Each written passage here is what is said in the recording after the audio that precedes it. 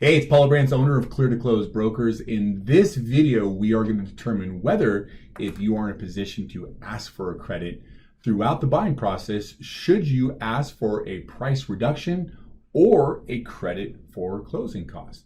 So, let's further ado, let's dive into the numbers.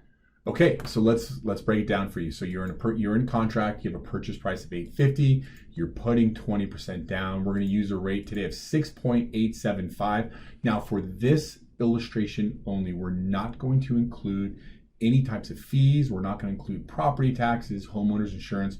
We're just going to focus on cash to close, which is only going to include your down payment, and your monthly payment, which is only going to include principal and interest. So in this case, you have a principal and interest payment of $4,467 and a cash to close of $170,000. So what would it look like if we added a column getting a $20,000 price reduction? Well, here it is. So we go from $850 to $830.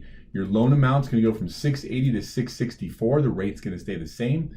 Now your monthly payment is going to go down by $105 to $4,362, and your cash to close is going to go down by $4,000 from $170 to $166. All great stuff.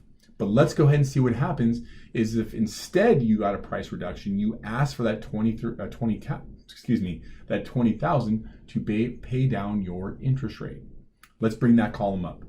Okay, so now we are showing a third column with a credit of $20,000 going towards to pay down the interest rate. So what you're going to notice is that the purchase price is back up to $850. Your loan amount's going to be $680. The rate now goes from 6.875 to 5.875. Now keep in mind, it's not a formula where if you've got a $20,000 credit, your rate would go down by 1%. A point, to pay down your interest rate is going to vary depending on where the market's at, what your loan amount is, etc. But for this illustration, we're just going to assume it goes from 6.875 to 5.875.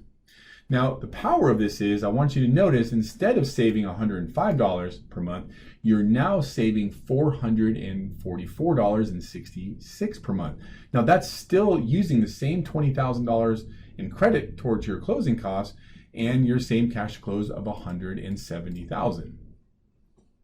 So in conclusion, you can see that although a lot of people would like a lower purchase price, if your number one goal is to save money, using that $20,000 as a credit to pay down your interest rate would probably make a lot more sense. If you have any questions or you want me to run a scenario for you, please reach out. Would love to connect with you. I hope this video helps, and I'll talk to you soon. Take care.